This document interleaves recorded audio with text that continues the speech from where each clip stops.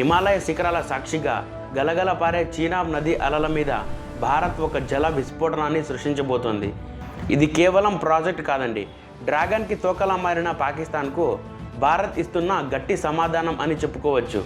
జమ్మూ కాశ్మీర్లోని రాంబన్ జిల్లాలో చీనాబ్ నదీ గర్భాన ఈ సవాల్కోట్ జల విద్యుత్ ప్రాజెక్టు రూపుదిద్దుకుంటోంది.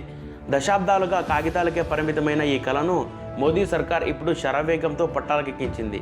ఈ ప్రాజెక్టు పేరు వింటేనే పాకిస్తాన్కు చెమటలు పడుతున్నాయండి.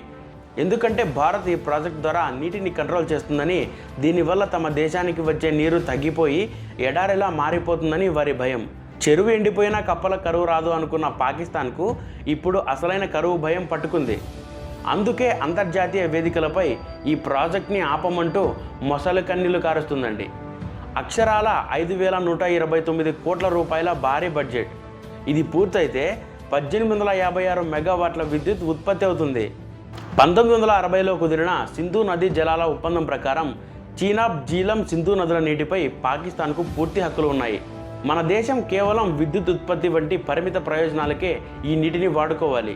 దశాబ్దాలుగా భారత్ ఈ నిబంధనలకు కట్టుబడి ఉంది. కానీ మన మంచితనాన్ని పాకిస్తాన్ ఎప్పుడైనా నిలబెట్టుకుందా? వాళ్ళ బుద్ధి మనకు తెలిసిందేగా. పరిస్థితులు మారిపోయాయండి. సరిహద్దుల్లో ఉగ్రవాద దాడుల నేపథ్యంలో భారత్ తన వ్యూహాన్ని మార్చేసుకుంది. 2025లో పహల్గామ్ దాడి తర్వాత భారత్ సింధు ఒప్పందాన్ని తాత్కాలికంగా పక్కన పెట్టి చీనాబ్ నదిపై ప్రాజెక్టులను యుద్ధ ప్రాతిపదికన పూర్తి చేయాలని నిర్ణయించింది. పాకిస్తాన్ దీనిని డీ వాటరింగ్ పాలసీ అని పిలుస్తోంది. భారత్ తన పైభాగంలో ఉన్న డ్యామ్ గేట్లను పూర్తిగా మూసివేస్తే పాక్ వ్యవసాయం పూర్తిగా దెబ్బతింటుంది. ముఖ్యంగా పంటలు వేసే సమయంలో నీటి ప్రవాహాన్ని తగ్గిస్తే అది తమ ఆహార భద్రతకే ముప్పు అని పాక్ వాదిస్తోంది. అంతేకాదండి, భారీ వర్షాల సమయంలో భారత్ ఒకేసారి గేట్లు ఎత్తేస్తే పాకిస్తాన్ ప్రాంతాల్లో మునిగిపోయే ప్రమాదం ఉందని వారు భయపడిపోతున్నారు. ఈ ప్రాజెక్ట్ ద్వారా 1856 మెగావాట్ల క్లీన్ ఎనర్జీ ఉత్పత్తి అవుతుంది. ఇది జమ్మూ కాశ్మీర్లోని విద్యుత్ కొరతను శాశ్వతంగా తీర్చడమే కాకుండా ఉత్తర భారతదేశం మొత్తానికి పవర్ గ్రిడ్లా మారిపోతుంది.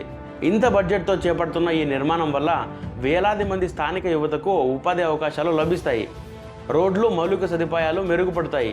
ఇది run of the river project, అంటే నది ప్రవాహాన్ని పూర్తిగా అడ్డుకోకుండా నీటి వేగాన్ని ఉపయోగించి విద్యుత్ ఇస్తారు. దీనివల్ల పర్యావరణానికి తక్కువ నష్టం జరుగుతుంది. నిరంతరం విద్యుత్ సరఫరాగా ఉండడం వల్ల జమ్మూ కాశ్మీర్లో కొత్త పరిశ్రమలు రావడానికి, వ్యవసాయ పంపు సెట్లకు పూర్తి స్థాయిలో కరెంటు అందడానికి అవకాశం ఉంటుందండి.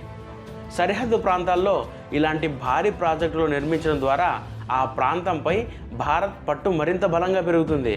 నీటి వనరుల్ని సమర్థవంతంగా వినియోగించుకోవడం వల్ల పొరుగు దేశాలపై మన వాటర్ డిప్లొమసీ పెరుగుతుంది. రేపొద్దున పాకిస్తాన్తో ఏదైనా యుద్ధం వస్తే ఈ ప్రాజెక్ట్ని మనం ఒక వాటర్ బాంబ్లా యూజ్ చేయొచ్చు. అసలు ఏంటంటే ఇది బంగ్లాదేశ్కి కొద్దిగా కూడా బుద్ధి లేదు.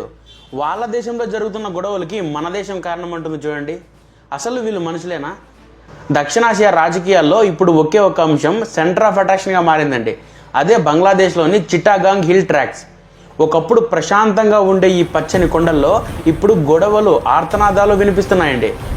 మాకు బంగ్లాదేశ్ వద్దు, భారత్లోనే కలిపేసుకోండి అంటూ అక్కడ గిరిజనులందరూ ప్లకార్డులు పట్టుకుని రోడ్ల మీదకి వస్తున్నారు. ఆ కొండ ప్రాంతాల్లో ఉండే గిరిజనులు, ముస్లింలు కొన్ని అశాంతి కారణాల వల్ల కొట్టుకొని చేస్తున్నారు. అంతేకాకుండా వాళ్ళ గవర్నమెంట్ పైనే వాళ్ళు తిరుగుబాటు చేస్తున్నారండి. దానికి కారణమంతా మన భారతదేశమే చేసిందని బంగ్లాదేశ్ అంటుంది. ఇల్లు కాలి ఒకడేడుస్తుంటే ఒళ్ళు కాలి ఇంకొకటి ఏడ్చాడట అన్నట్లుగా ఆల్రెడీ మన ఇండియాకి ఇప్పుడు 1,00,000 ప్రాబ్లమ్స్ ఉన్నాయి. ఒక పక్క ట్రంప్ మామ 500% టారిఫ్స్ వేస్తానంటున్నాడు. ఈ పాకిస్తాన్ వాడేమో మన దేశంలోకి డ్రోన్స్ని పంపిస్తూనే ఉన్నాడు. ఆ చైనా వాడు చూస్తే మనం ఏదైనా కానీ ఒక మిసైల్ టెస్ట్ చేయని ఆ మిసైల్ డేటాని దొంగతనంగా పట్టేయడానికి పన్ని కట్టుకుని సముద్రంలో షిప్పులు వేసుకుని కూర్చున్నాడు. ఇన్ని తలనొప్పులు పెట్టుకొని మనం బంగ్లాదేశ్లో శాంతి భద్రత లేకుండా చేస్తున్నామంట. అసలు ఈ చిట్టాగాంగ్ హిల్ ట్రాక్స్ అంటే ఏమి? అక్కడున్న గిరిజనులందరూ మన భారతదేశంలో విలీనం కావాలని ఎందుకు అనుకుంటున్నారు? అక్కడున్న ముస్లిం సెటిలర్స్కి స్థానిక గిరిజనులకు ఉన్న గొడవలు ఏంటి అనేవి మొత్తం అన్ని ఈ వీడియోలో విశ్లేషిద్దామండి. నిజం చెప్పుకోవాలంటే ఈ సమస్య నిన్న మొన్నటిది కాదు. దీనికి బీజం 1947 దేశ విభజన సమయంలోనే పడింది.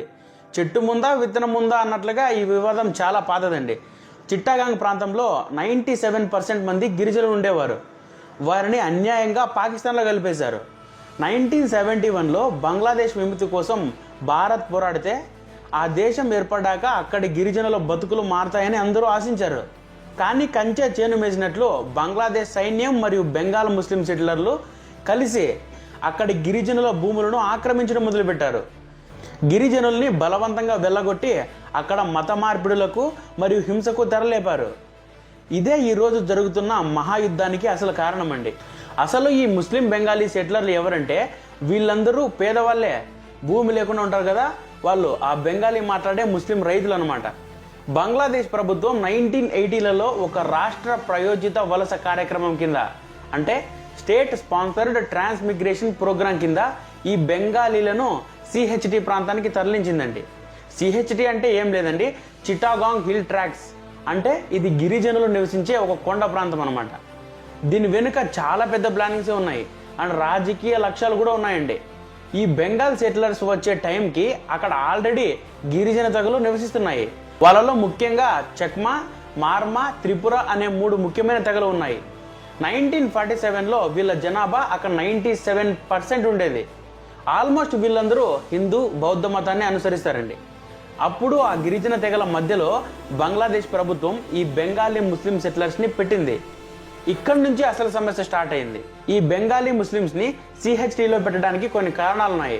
అవేంటంటే ఆ ప్రాంతంలో స్థానిక గిరిజన జనాభాని అధిగమించి బెంగాలీలను మెజారిటీగా మార్చడం బంగ్లాదేశ్ గవర్నమెంట్ మొదటి టార్గెట్. 1947లో సిహెచ్టి జనాభాలో గిరిజనులు 98% ఉండగా ఈ వలసల తర్వాత బెంగాలీ జనాభా సగానికి పైగా పెరిగింది. అంటే గిరిజన జనాభాలో ఈ బెంగాలీ ముస్లిం జనాభాని పెంచడం వల్ల ఏదైనా అక్కడ రాజకీయంగా వివాదం వస్తే అక్కడ స్థానిక గిరిజనులు ప్రతిఘటన చేయకుండా అణిచివేయాలనే ఒక ఉద్దేశం కూడా ఉందండి. సిహెచ్టిలో చాలా భూమి సాగుకు అనువుగా లేదని, ఆ భూమిని ఉపయోగించుకోవడానికి బెంగాలీ రైతులను పంపడం అవసరమని ప్రభుత్వం వాదించింది. మైదాన ప్రాంతాల నుండి వచ్చే పేద బెంగాలీ కుటుంబాలకు ప్రభుత్వం ఉచిత భూమి, వరి నాటుకు 2.5 ఎకరాలు, కొండ భూమి అయితే 7.5 ఎకరాలు ఇచ్చి డబ్బు ఇచ్చి, అంతేకాకుండా ఆహార రేషన్లు వంటి ప్రోత్సాహకాలన్నీ అందించిందండి. సెటిలర్లకు రక్షణ కల్పించడానికి గిరిజన మిలిటెంట్ గ్రూపులైన శాంతి బాహినీపై ఎదురుదాడి చేయడానికి బంగ్లాదేశ్ సైన్యాన్ని భారీగా మోహరించింది. ఈ సెటిలర్లను హ్యూమన్ షీల్డ్స్గా ఉపయోగించుకున్నారు. సో గిరిజనుల భూమిని వీళ్ళందరికీ ఇస్తుంటే ఆ స్థానిక గిరిజనులు తమ ప్రత్యేక వారసత్వం, భాష మరియు పూర్వీకుల భూములను పరిరక్షించుకోవడానికి దశాబ్దాలుగా పోరాటం చేస్తూనే ఉన్నారు. ఇది బెంగాలీ సెటిలర్లతో ఘర్షణలకు ప్రధాన కారణం. 2024 నుంచి షేక్ హసీనా ప్రభుత్వం పడిపోయిన తర్వాత బంగ్లాదేశ్లో అరాచక శక్తులు హెచ్చుమీరిపోయాయి. పుండు మీద కారం చల్లినట్లు ఇప్పటికే ఇబ్బందుల్లో ఉన్న గిరిజనులపై దాడులు చాలా పెరిగాయి. వారి ఇల్లు తగలబెట్టారు, బౌద్ధ దేవాలయాలను కూల్చేశారు. దీనికి ప్రతిఘటనగా కుకీ చిన్ నేషనల్ ఫ్రంట్ వంటి గ్రూపులు ఆయుధాలను పట్టాయి. బంగ్లాదేశ్ తాత్కాలిక ప్రభుత్వం ఏమంటుందంటే ఈ గొడవల వెనుక భారత్ హస్తం ఉందని, భారత్ తిరుగుబాటుదారులకు ఆయుధాలు ఇస్తోందని ఆరోపిస్తోందండి. అరే, బెంగాలీ ముస్లిమ్స్ని తెచ్చి గిరిజనుల మధ్యలో పెట్టింది మీరు, వాళ్ళ భూముల్ని అన్యాయంగా లాక్కొని వాళ్ళిద్దరి మధ్యలో గొడవ పెట్టింది మీరు. మీ దేశంలో మీరు శాంతిని కాపాడలేక నిందలు భారత్ మీద వేస్తే ఎట్లా బా? ఇక్కడ భారత్కు ఉన్న ఇబ్బంది ఏంటంటే ముందు నుయ్యి వెనుక గొయ్యి అన్నట్టుగా ఉందండి. చిట్టాగాంగ్ ప్రాంతం భారత్లోని త్రిపుర, మిజోరాం రాష్ట్రాలకు ఆనుకొని ఉంటుంది. అక్కడ గొడవలు జరిగితే వేలాది మంది శరణార్థులు భారత్లోకి వచ్చేస్తున్నారు. ఇది మన భారతదేశ భద్రతకు, ఆర్థిక వ్యవస్థకు పెను ముప్పు లాంటిదే. అంతేకాదండి, బంగ్లాదేశ్ కనుక పాకిస్తాన్ లేదా చైనా చేతుల్లోకి వెళ్తే మన సిలిగురి కారిడార్ చాలా ప్రమాదంలో పడుతుంది. అందుకే మన భారతదేశం చాలా అలర్ట్గా ఉండాల్సి ఉంటుంది. అక్కడి గిరిజనులు భారత్లో విలీనం అవుతామని కోరుతుంటే భారత్ ఎందుకు వెనకడుగు వేయాలి అనేది ఇప్పుడు $1 మిలియన్ ప్రశ్న. ఏది ఏమైనప్పటికీ వీళ్ళంత మంచోళ్ళు కాదు కాబట్టి మన భారతదేశం ఈ ప్రాంతంలో ఒక బఫర్ జోన్ ఏర్పాటు చేయాలని భావిస్తుందండి.